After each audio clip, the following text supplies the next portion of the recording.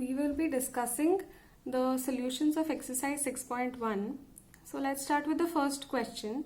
A manufacturing firm produces two types of gadgets A and B, which are first processed in the foundry and then sent to the machine shop for finishing. ठीक है, तो पहले एक foundry होता है फिर finishing हो रहा है, दो टाइप के गैजेट्स बना रहे हैं. The number of man hours of labor required in each shop for production of A and B are given in the table below. ठीक है, तो हमको क्या पता चल रहा है कि ये दो जो चीज़ें हैं ये करना है हमें, और ये गैजेट्स A एंड B के लिए हमारे पास इतना टाइम लगता है. ठीक है, this is in hours.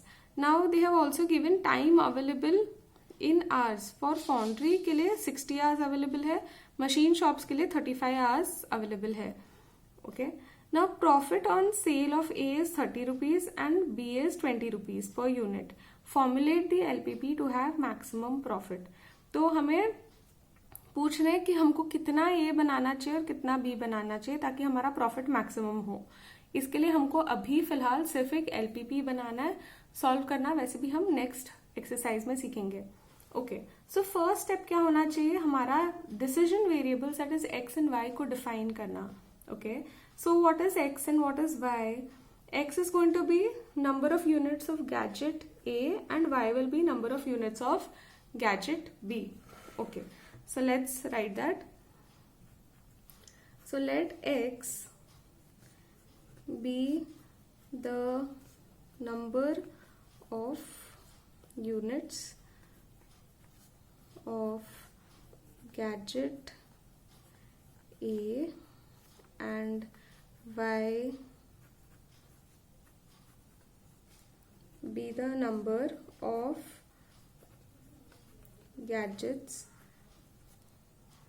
of gadget B be manufactured. Otherwise let x be the number. ठीक है, तो यहीं पे छोड़ सकते हैं अदरवाइज. ठीक है, अदरवाइज लिखना पड़ता let x units of gadget A and y units of gadget B be manufactured. वो भी सही होता है, लेकिन इधर भी छोड़ सकते हैं. नाउ इसके बाद हमें ये कंडीशन से हमको कंस्ट्रेंट्स बनाना है. ठीक है, सो पहला कंस्ट्रेंट क्या है कि जो ये पहली मशीन है उसके ऊपर हमारे पास कितना है, 60 आवर्स अवेलेबल है. और हमारे पास अगर x गैजेट्स है A का, तो फिर क्या होगा, हमको 10x टाइम लगेगा और हमको 6y टाइम लगेगा, और ये कम होना चाहिए किससे, 60 से. Okay, lesser than equal to 60 hours ही है, उससे ज्यादा नहीं जा सकते एट द मोस्ट. ठीक है, मैक्सिमम इतना ही है. So by the table from the table we get the following constraints.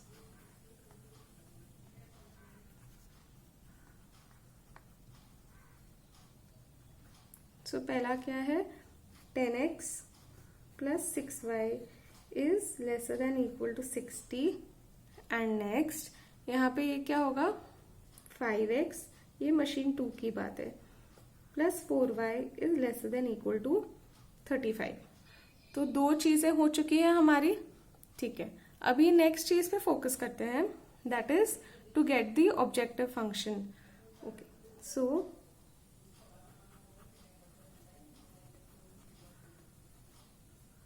the objective function is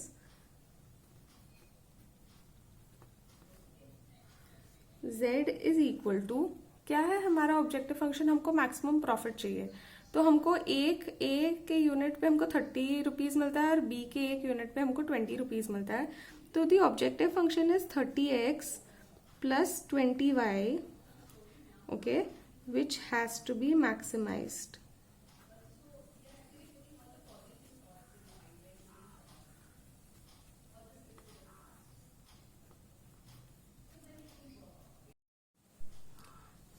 इसको हमको मैक्सिमाइज करना है.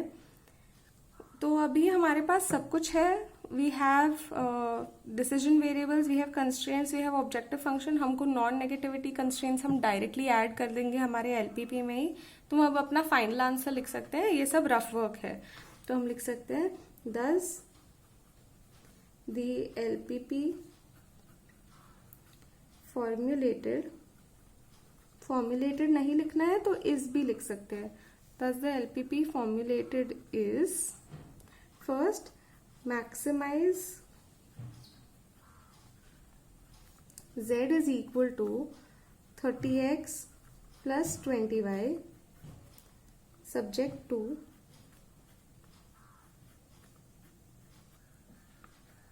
10x plus 6y lesser than equal to 60, 5x plus 4y lesser than equal to 35, x is greater than equal to 0, comma y is greater than equal to 0. Okay, easy. चलो next question.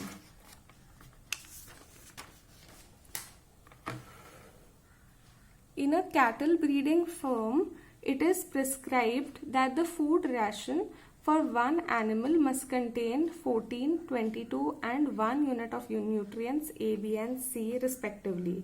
मतलब क्या है, cattle breeding firm, cattle मतलब जो गाय भैंस होती है उनको पाल रहे हैं, तो उसमें ऐसा बोला है कि जो भी खाते हैं उसमें 14, 22 एंड 1 यूनिट ऑफ ABC होना ही चाहिए. ठीक है, इससे कम नहीं हो सकता. 2 different kinds of fodders are available. 2 type के अलग अलग खाना. फॉडर मतलब जो हम खाना देते हैं गाय भैंस को, तो हम बोल सकते हैं कि अलग अलग ब्रांड का हो सकता है, 2 टाइप का. Each unit weight of these 2 contain the following amount of 3 nutrients. तो फॉडर 1 में A का 2 है, B का 2 है और C का 1 है. सिमिलरली फॉडर 2 में A का 1 है, B का 3 और C का 1 है. Okay, the cost of fodder 1 is rupees 3 per unit and of fodder 2 is rupees 2 per unit. Formulate the LPP to minimize the cost. तो हमको इन गाय भैंसों को खिलाना है लेकिन हमारा खर्चा सबसे कम रखना है. ठीक है, तो पहले तो हम क्या करते हैं, हमको डिसाइड करना है हमारा डिसीजन वेरिएबल क्या होगा. तो हमारे पास क्या ऑप्शन है, हम फॉडर 1 खिला सकते हैं या फिर फॉडर 2 खिला सकते हैं. ये मतलब ये चॉइस है ना हमारे पास, तो वही हमारे डिसीजन वेरिएबल्स बनते हैं. So let we can say let there be x units of fodder 1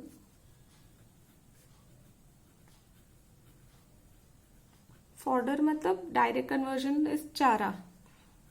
ठीक है, and y units of fodder 2. हमारा फर्स्ट थिंग हो गया डिसीजन वेरिएबल्स वाला. चलो अब इसके बाद हमको कंस्ट्रेंट्स पे फोकस करना है. कंस्ट्रेंट्स कहाँ से मिलेंगी, टेबल से. सो फ्रॉम द टेबल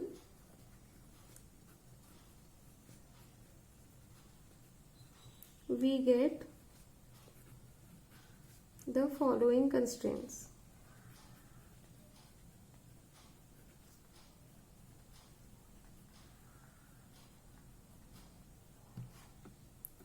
तो पहला क्या है, तो ये x है और ये y है. हमको हर एक न्यूट्रिएंट्स का मिनिमम रिक्वायरमेंट्स पता है, तो मैं एक्चुअली क्या करती हूँ यहाँ पे साइड पे लिख देती हूँ. इसका रिक्वायरमेंट क्या है, यहाँ पे हमको 14, 22 एंड 1 बोला गया है. 14, 22, 1. ओके, तो क्या होना चाहिए कि अगर हम फॉडर 1 ले रहे हैं तो 2 मिलेगा A का और 2 मिलेगा Y का. इन दोनों का एडिशन 14 से ज्यादा होना चाहिए, एटलीस्ट इतना तो होना चाहिए, कम से कम इतना मिलना चाहिए उनको खाना. ठीक है, वरना खर्चा कम करना है तो फिर कुछ खिलाएंगे ही नहीं ना हम. तो हमको ये दोनों को ऐड करके इससे बड़ा होना चाहिए वो. So it is 2x plus y is greater than equal to 14. Next क्या होगा, b के लिए 2x plus 3y is greater than equal to 22. And next x plus y is greater than equal to 1. ये c के लिए, b और a के लिए. ओके, चलो अब ऑब्जेक्टिव फंक्शन पे फोकस करते हैं. सो ऑब्जेक्टिव फंक्शन में क्या है, हमको कॉस्ट मिनिमाइज करना है.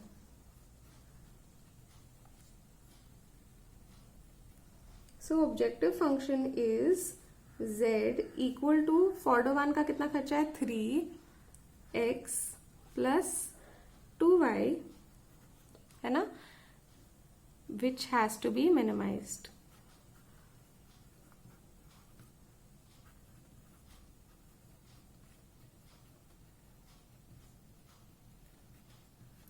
Okay, now everything is ready. Therefore, the LPP is minimize.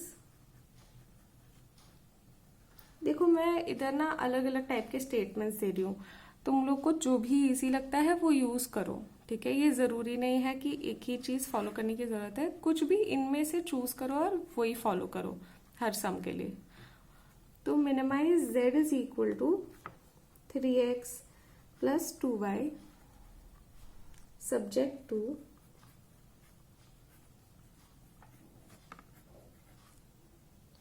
2x plus y is greater than equal to 14, 2x plus 3y is greater than equal to 22, and x plus y is greater than equal to 1.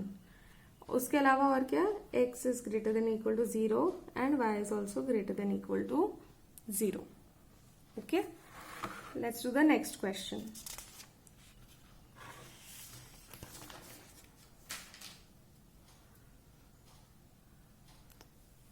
A company manufactures two types of chemicals A and B. Each chemical requires two types of raw materials P and Q. ठीक है, तो दो chemicals हैं A और B और दो raw material है P and Q. Raw material मतलब क्या, जो हम देते हैं कंपनी को, फिर उससे फिनिश प्रोडक्ट बनता है, ठीक है। तो next, the table below shows the number of units of P and Q required to manufacture 1 unit of A and B. तो मतलब क्या है, A केमिकल बनाने के लिए P के 3 यूनिट लगते हैं और Q के 2 यूनिट्स, B को बनाने के लिए P के 2 यूनिट और Q के 5 यूनिट। अवेलेबिलिटी भी दिया है कि P कितना है और Q कितना है, मतलब 120 और 160। फॉर एग्जाम्पल, तुमको अगर तुम्हारी फैक्ट्री है दही बनाने की और बटर बनाने की, तो तुम्हारे पास P हो सकता है दूध और Q हो सकता है कुछ और, ठीक है। तो इन दोनों का मैक्सिमम तुम्हारे पास इतना ही है और तुम 2 प्रोडक्ट बना सकते हो उससे, उस तरीके से, ठीक है। The company gets profits of rupees 350 and 400 by selling 1 unit of A and 1 unit of B respectively. तो जब A को बेचते हैं तब 350 मिलता है, 400 B को बेचने पे मिलता है। रिस्पेक्टिवली का मतलब समझते हो ना, मतलब ये जो पहली वाली चीज है वो पहले वाले के लिए, दूसरी वाली चीज दूसरे के लिए, उसका मतलब है रिस्पेक्टिवली, मतलब ऑर्डर में देखना है उसको। Formulate the problem as LPP to maximize the profit. Okay, तो हमको क्या बनाने में वापस चॉइस है, A और B बनाने में चॉइस है, प्रोडक्ट्स, केमिकल्स। तो इसलिए हम क्या करते हैं, इसको X और इसको Y मानते हैं। तो let there be X units of chemical A and Y units of chemical B.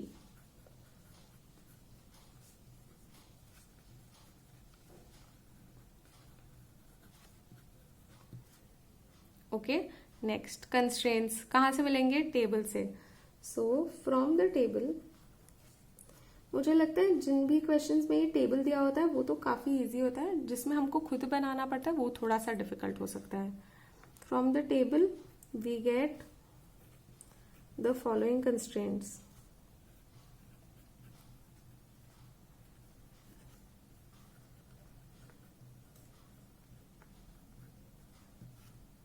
क्या है हमारे कंस्ट्रेंट्स, तो पहले तो हमारे पास P का 120 है, ये हमारा X है और ये हमारा Y है।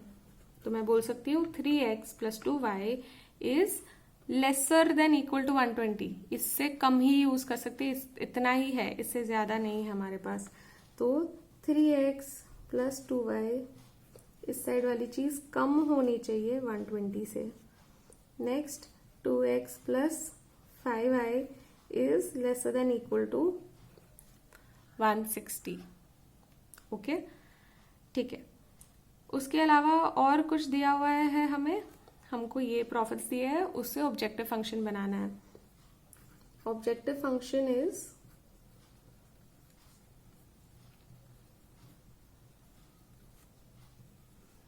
z is equal to 350x plus 400y, which has to be maximized profit है.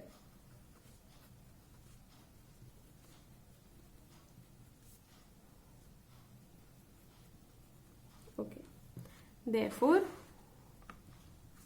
the LPP is formulated as follows.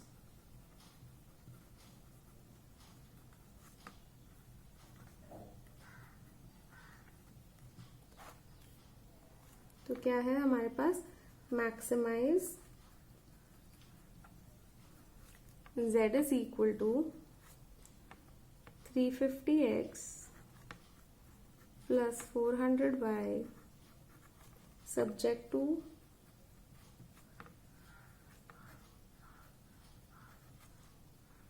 three x plus 2y lesser than equal to 120 and 2x plus 5y lesser than equal to 160, x is greater than equal to 0 and y is also greater than equal to 0. Let's start with the next sum. So the fourth question, a printing company prints two types of magazines A and B.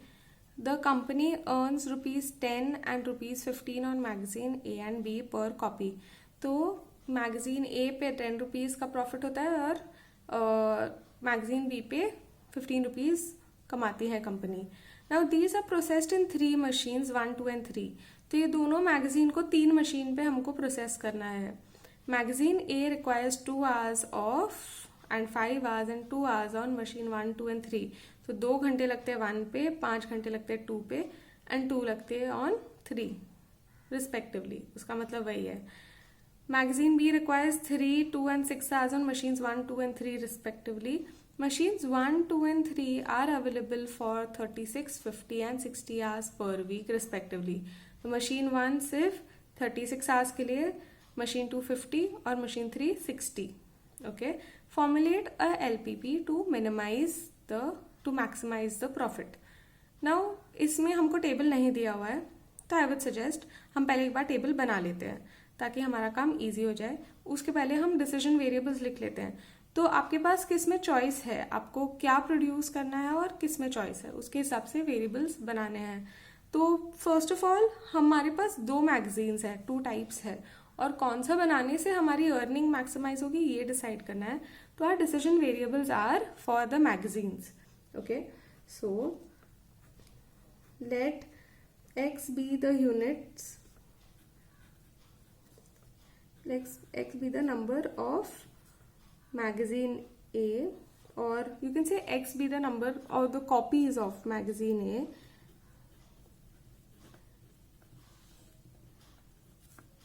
and y be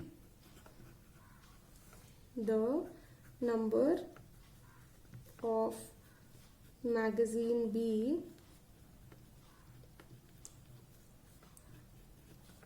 printed. तो हम उतनी copies print कर रहे हैं. Now let's make the table. So first एक side पे क्या होना चाहिए, मैगजीन्स होना चाहिए, दूसरे साइड पे वी शुड हैव मशीन्स. तो मैगजीन ऊपर लिख देते हैं. सो लेट्स से मैगजीन, मैं शॉर्ट में लिखती हूँ मैग ए एंड इधर लिखती हूँ मैगजीन बी.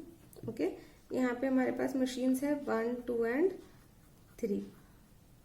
चलो अब मैगजीन ए का डेटा फिल करते हैं. मैगजीन ए को कितना टाइम लगता है, 2, 5 and 2 ऑन 1, 2 and 3. तो ये ऐसे भरा जाएगा 2, 5 and 2. Next magazine B takes 3, 2 and 6. So we fill that your. Okay, उसके बाद 1, 2, 3 मशीन्स के पास क्या है, उनके पास उतने ही अवेलेबल आवर्स है. तो हम यहाँ पे लिखते हैं अवेलेबिलिटी. कितना है उनका availability, 36, 50 and 60 hours. Okay, and after that we also have profits, right. तो उसको हम अलग से भी लिख सकते हैं बाद में जब ऑब्जेक्टिव फंक्शन की बात करेंगे, क्योंकि प्रॉफिट्स चले जाएंगे in the objective function. Now is table से can we make our constraints? So from the table we get the following constraints.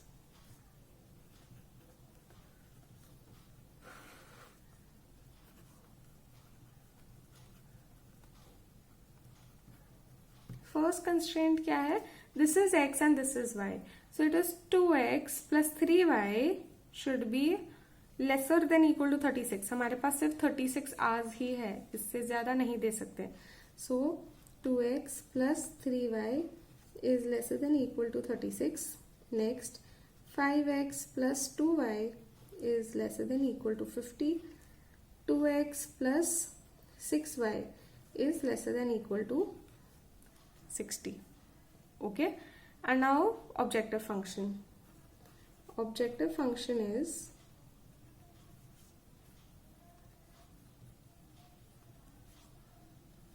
z is equal to क्या है, a के ऊपर 10 है और b के ऊपर 15 है.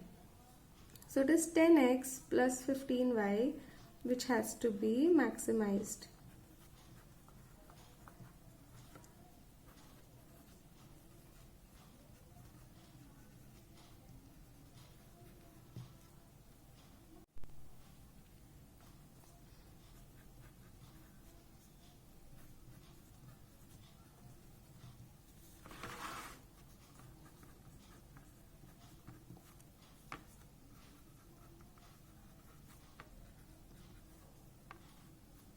Z is equal to 10x plus 15y subject to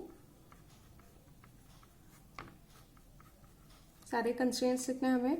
So 2x plus 3y is lesser than equal to 36. 5x plus 2y is lesser than equal to 50 and 2x plus 6y is lesser than equal to 60. X is greater than equal to 0, comma y is greater than equal to 0.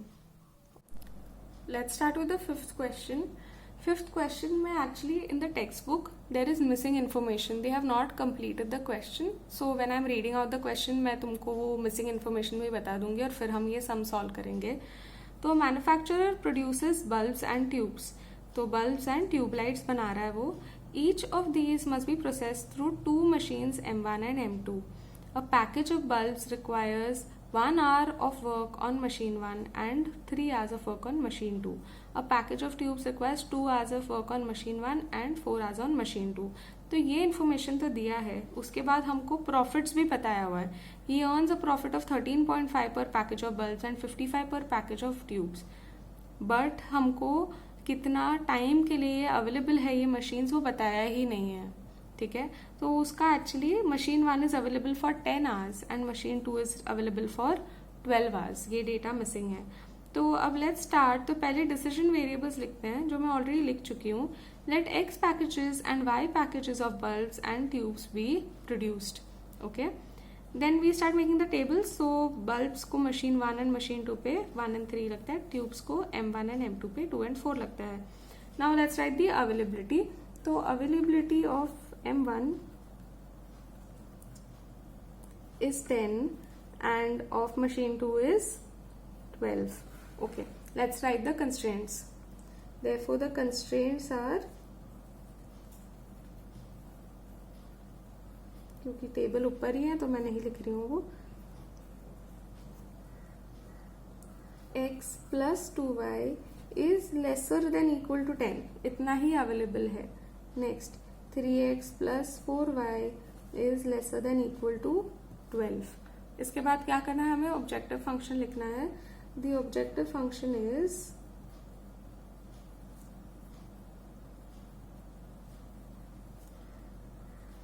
z equal to 13.5x plus 55y which has to be maximized. This is the profit.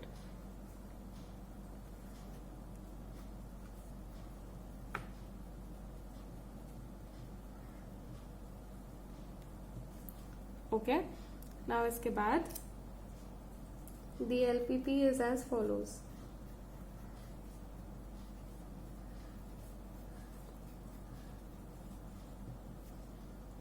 Maximize Z is equal to 13.5x plus 55y subject to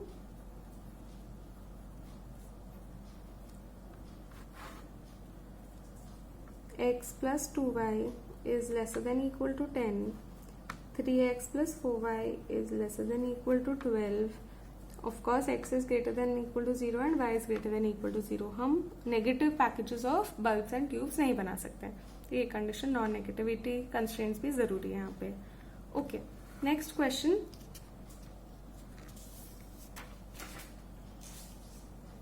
A company manufactures two types of fertilizers, F1 and F2. Each type of fertilizer requires two raw materials A and B.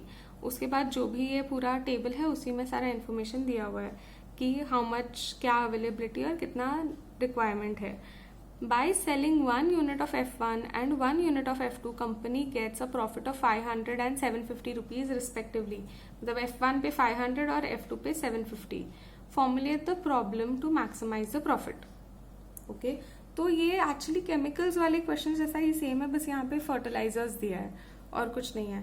ठीक है, so let x units of fertilizer F1 and y units of F2 be sold. Okay, constraints क्या है from the table?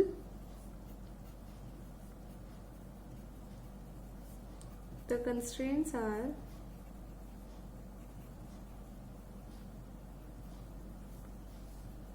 first is what?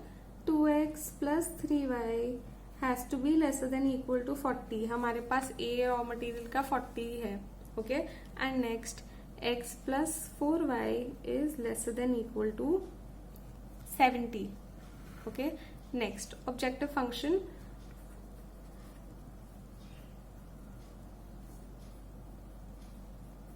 Objective function is z, which is equal to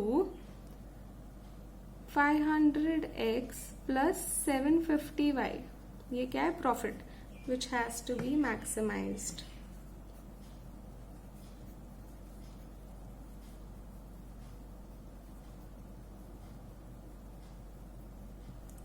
अभी we can form the LPP. The LPP is as follows. Maximize z is equal to 500x plus 750y subject to 2x plus 3y is lesser than equal to 40. 3x plus 4y is lesser than equal to 70. X is greater than equal to 0. Y is greater than equal to 0. Okay. Next question.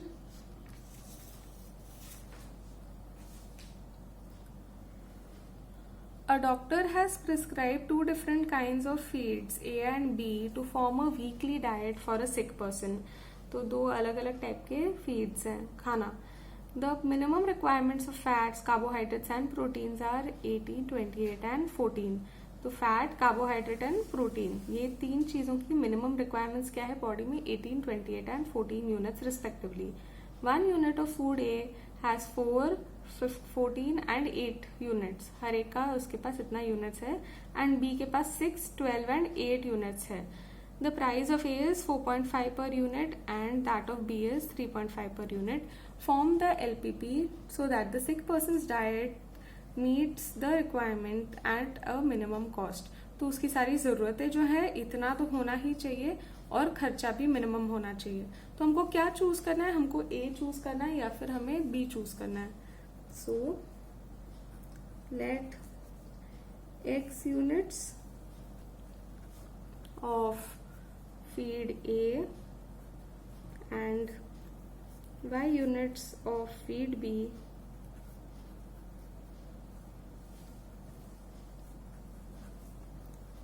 be used. Okay, now we have to make the table, क्योंकि यहाँ पे table नहीं दिया है. So हम यहाँ पे लिख देते हैं feed A, feed B, and फिर हमारे पास क्या क्या है. We have fats, carbohydrates, मैं इतना ही लिखती हूँ, and proteins. ओके, फीड ए में कितना है? 4, 14, 8. ओके, नेक्स्ट फीड बी में कितना है? 6, 12, 8. एंड मिनिमम रिक्वायरमेंट क्या है? तो मैं यहाँ रिक्वायरमेंट कर देती हूँ. फैट्स का है 18, 28, 14.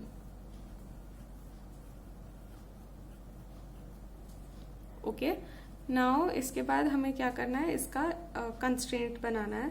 तो ये x है और ये y है, राइट? तो it will be 4x plus 6y is greater than equal to 18. ये होना ही चाहिए, इससे कम नहीं होना चाहिए. इससे ज्यादा होगा तो चलेगा, पर इतना होना ही चाहिए. तो द कंस्ट्रेंट्स आर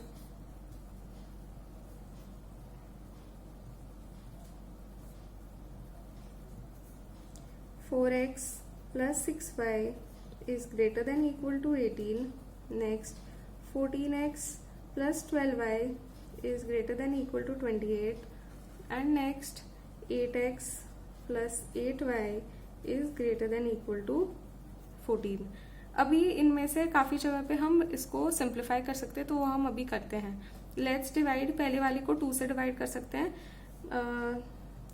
मैं दैट इज लिख देती हूँ. ये 2x plus 3y is greater than equal to 9. Next, इसमें क्या हो जाएगा? वापस हम किससे कर सकते हैं? We can do by 2. तो ये हो जाएगा 7x plus 6y is greater than equal to 14. Next, यहाँ पे हम रिड्यूस कर सकते हैं वापस 2 से. तो we get 4x plus 4y is greater than equal to 7. ठीक है, ये सबसे सिंप्लीफाइड फॉर्मेट में है. अभी objective function,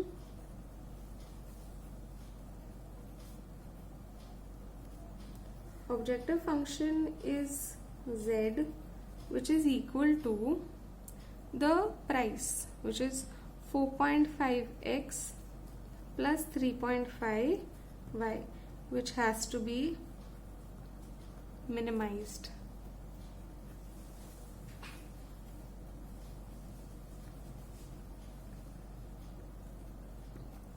Okay, now let us form the LPP. The LPP is as follows. Minimize z is equal to 4.5x plus 3.5y subject to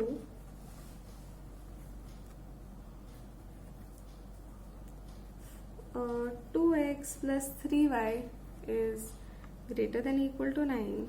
7x plus 6y is greater than equal to 14. And lastly, 4x plus 4y is greater than equal to 7. X is greater than equal to 0 and y is greater than equal to 0. The 8th question. If John drives a car at a speed of 60 km per hour, he has to spend ₹5 per kilometer on petrol. तो अगर John गाड़ी चलाता है 60 kilometre की our की speed पे, तो उसको 5 रुपए खर्च करने पड़ते हैं पेट्रोल पे. If he drives at a faster rate, that is at 90 kilometres per hour, तो the cost of petrol increases to ₹8 per kilometre. तो अगर उसने बहुत फास्ट गाड़ी चलाई तो उसको 8 रुपए भरने पड़ेंगे. He has 600 rupees to spend on petrol. उसके पास 600 रुपए हैं खर्च करने के लिए पेट्रोल पे. And wishes to travel maximum distance within an hour, और 1 घंटे में मैक्सिमम डिस्टेंस ट्रैवल करना चाहता है. Formulate the above problem as LPP. पहली चीज तो हमको रियलाइज करना है, उसको डिस्टेंस मैक्सिमम लाना है. ठीक है, तो वो हमारा ऑब्जेक्टिव फंक्शन है। उसके अलावा जो भी है और वो हमारा कंस्ट्रेंट होगा। Now first of all before हम स्टार्ट करें, सबको पता ही होगा formula speed is equal to distance upon time, हम इसी का यूज करेंगे सब में। ठीक है, पहले हम क्या करते हैं, लेट अस राइट दी वेरिएबल्स। तो हमको क्या मैक्सिमम करना है, डिस्टेंस को। तो मैं क्या करती हूँ, दो टाइप के हमारे पास डिस्टेंस है। एक डिस्टेंस जो वो 60 किलोमीटर पर आवर की स्पीड पे ट्रैवल करेगा, दूसरा डिस्टेंस जो वो 90 किलोमीटर की आवर पे ट्रैवल करेगा। So let John travel x kilometres at 60 kilometres per hour की स्पीड पे, ठीक है, एंड ये तो अलग है, and y kilometres at 90 kilometres per hour. Okay, so what is our objective function, इसको मैक्सिमाइज करना है। So objective function is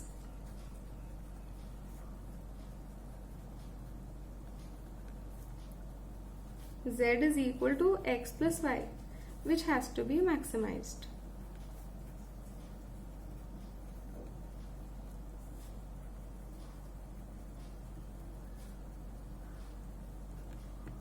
okay, अब हम जाते हैं हमारे कंस्ट्रेंट्स की तरफ। अब उसके पास क्या चीज, दो उसके कंडीशन है।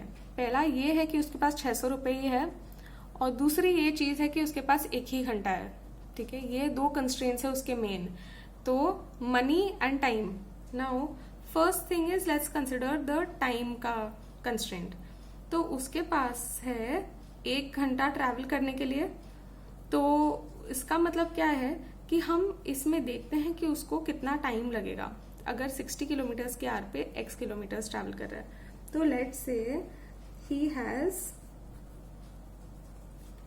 1 आवर। ओके, तो टू ट्रैवल, अभी पहले अगर ये x किलोमीटर्स है, मतलब क्या है, your distance is equal to x, speed is equal to 60, तो इसमें टाइम क्या होगा।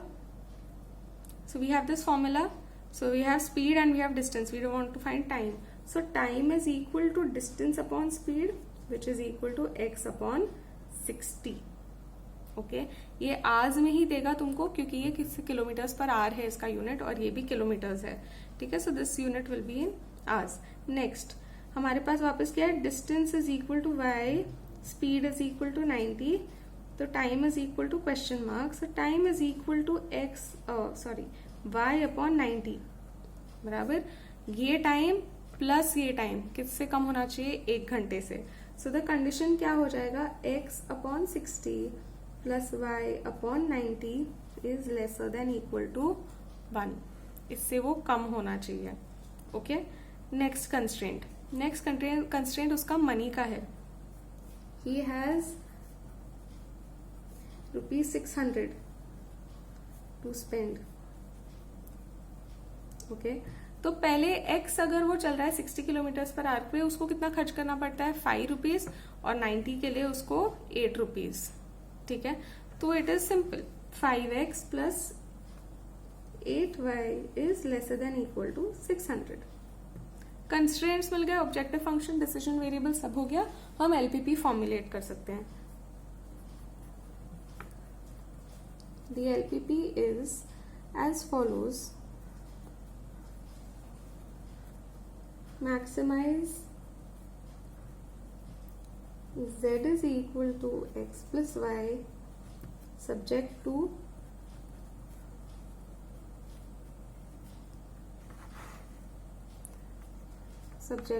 first is क्या, 5x plus 8y is lesser than equal to 600, x upon 60 plus y upon 90 is lesser than equal to 1, and x is greater than equal to 0 and y is also greater than equal to 0.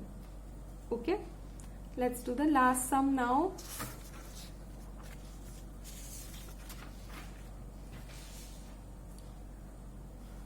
A company makes concrete bricks made up of cement and sand, तो वो brick बना रहे हैं cement और sand को मिला के।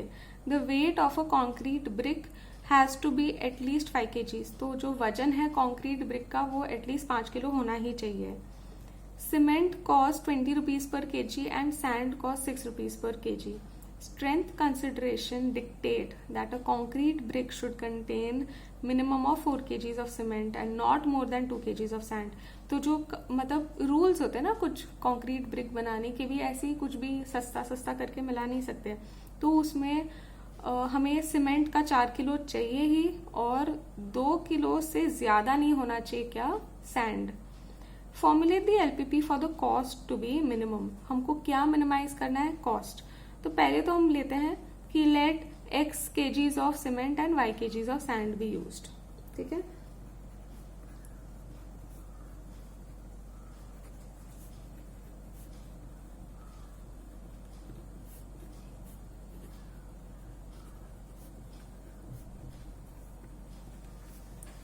अभी इसके बाद हमारे पास क्या कंस्ट्रेंट्स है वो देखना है।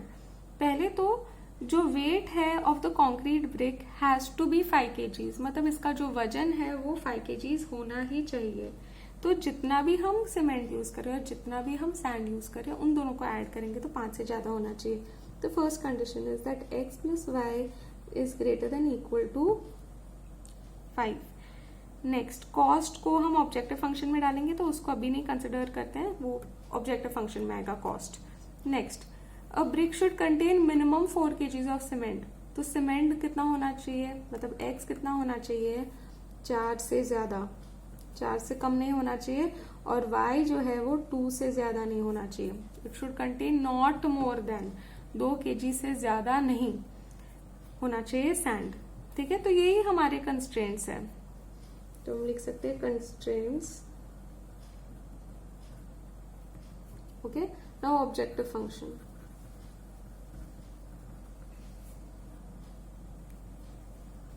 Objective function is z which is equal to cost, कितना है 20 रुपीज सीमेंट और 6 रुपीज सैंड, तो 20x plus 6y which has to be minimised.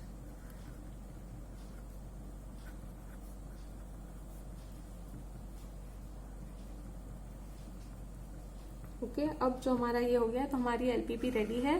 So the LPP is as follows.